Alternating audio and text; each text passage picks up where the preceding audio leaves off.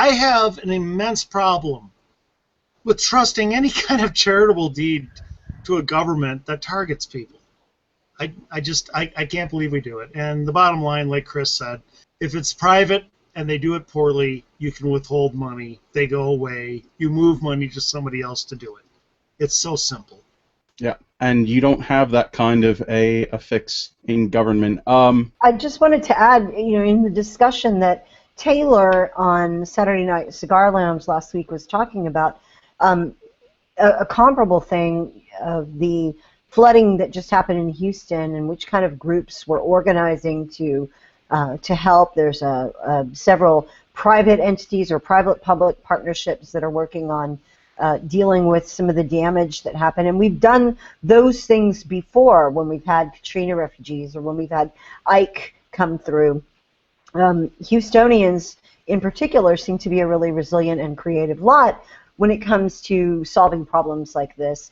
The problem is that isn't necessarily transferable as a model to a state, say, that has a lot of debt, or a city that's not really well managed, or a place that there are far more people in need themselves in general than people who are able to supply needs. So while we talk about, say, Red Cross versus FEMA versus other forms of aid, it does behoove us to start thinking, too, about what things we can build to replace things like FEMA or other government intervention models that would be out there simply because the government has the advantage of the resources and the logistics to get things to an area. They just don't necessarily know what things are needed and how to distribute them. The ultimate thing that is, not talked about nearly enough, more than any foreign aid or any Red Cross or any other major charity or governmental aid that would help a lot of people in poverty, and especially in developing countries, is not some handout, but economic development. We don't do that anymore, Chris, just so you know. It's been 6-7 years. Good idea, though. But I can see why that isn't happening in general. In certain countries, it's very risky to, for a private organization or a private group to do that sort of help. And our government, whether the priorities are there or not, has, first of all, other problems to deal with. But secondly, they don't have any qualms about dealing with some very bad people in a lot of ways. And third, again, back to the corruption. In a corruption index in countries, say in Africa, is so huge that almost everything is done under the table or with a bribe or in the black market. And that's out of necessity from their own government dysfunction.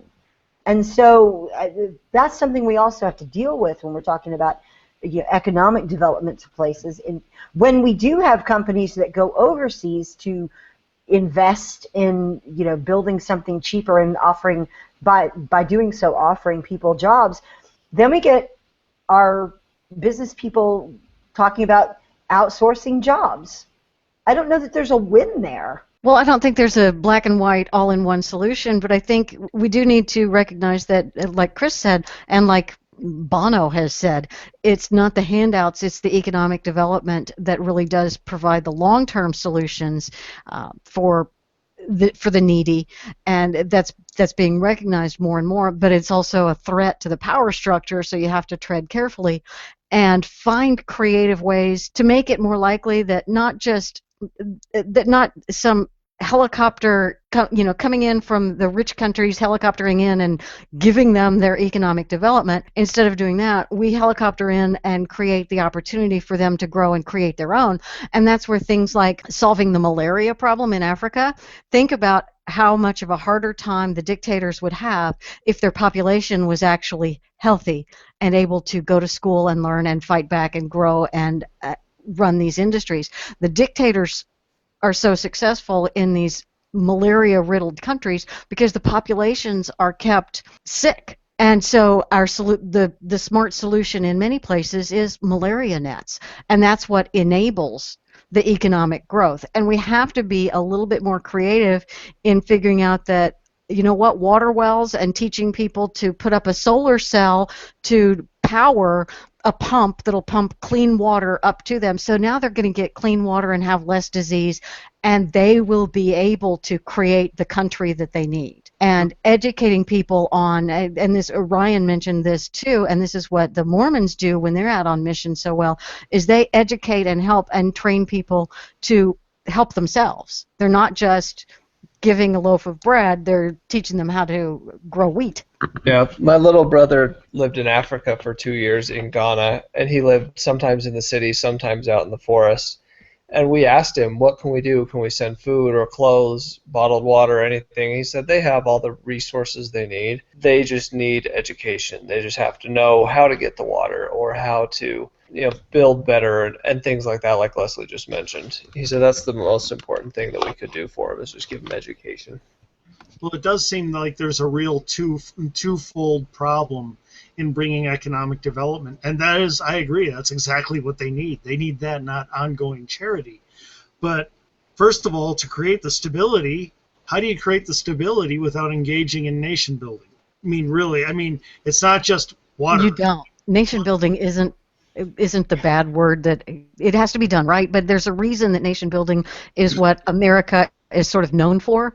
It's because nation building is a good thing. We just help them build their own nations. I think we do it through things more like the Peace Corps or churches or missionary work, things like that, not through the government and having your army stationed there. I think that's where we ran into more problems in the current mess we're in rather than post-war Germany and Japan. I think there was a lot less. The military was kind of there, but there was a lot less fighting, a lot less trying to hold ground, and it was, let's help you build this back up together kind of a thing. They were there in a different role. And so it was leading by example a lot more, and they followed that more.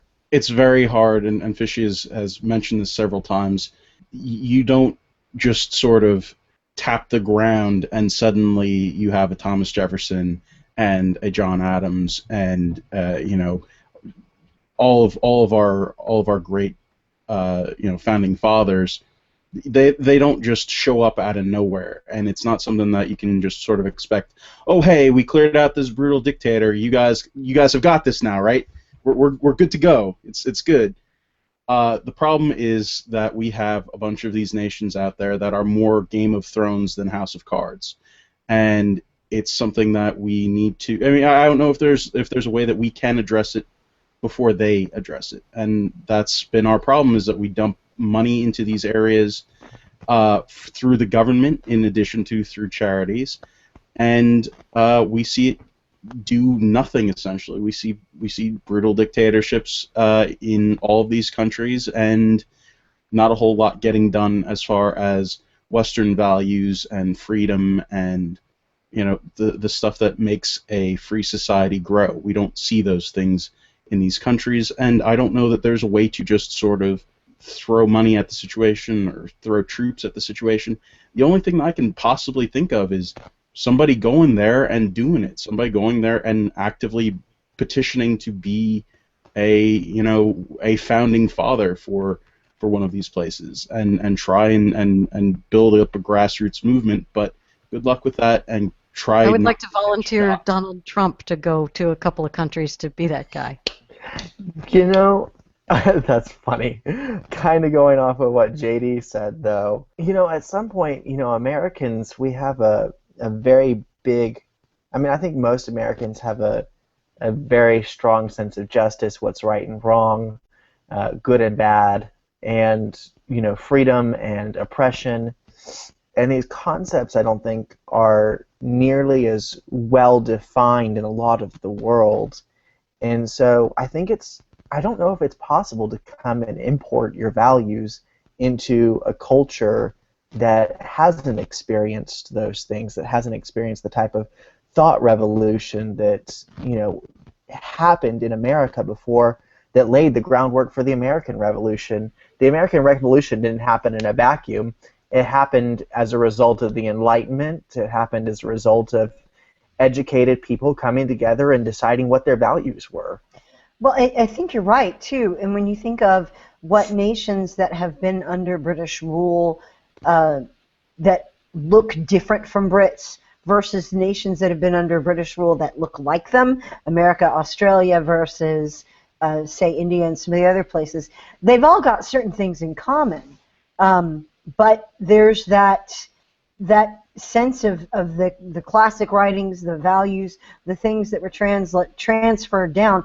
British colonies have done traditionally much better than other countries' colonies once they've achieved their independence, and that goes back to the things you were talking about, the intellectual heritage that we get from them. And so maybe seeding those great writers, the Western Civ, as the West, as the United States stops teaching it in colleges, maybe we just start exporting it to all the other countries.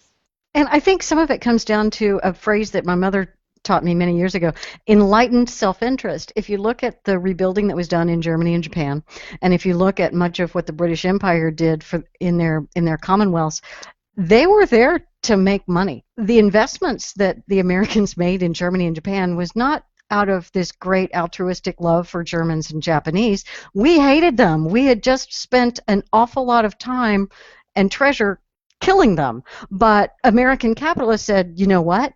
I can get rich by rebuilding those nations. And so we did. And so we were there and demonstrated by living it that capitalism and the free market is the key to success and prosperity and wealth and longer lifespan and getting yourself out of poverty and all of these things. And it was just, we were there to help ourselves, but it helped them along with it because, you know what, we had to hire people that were there. And so they learned by example. And we had the pride and arrogance to export our values all over the world and say, you know what, we're better than you because we just kicked your butts in this world war. We're obviously better than you. We went around the world as the victors saying, here, we're the victors. And instead of we're the victors, you answer to us, we're the victors, we're going to take you over. Hi, we're the victors. We're here to share with you how it happened. And if you would like to join us in this success, you can. And Germany and Japan, they did. And now they are successful like we are. That's a very rosy, happy, shiny, happy explanation of it. That sounds just like a Texan. Well, I wonder why that is. Why would I sound like a Texan? Huh. Who knows what will happen to Red Cross's donations as a result of this? That's what's going to be interesting. We talk so much about the idea and the need for private solutions and private assistance, and then this happens, and conservatives are confronted with that.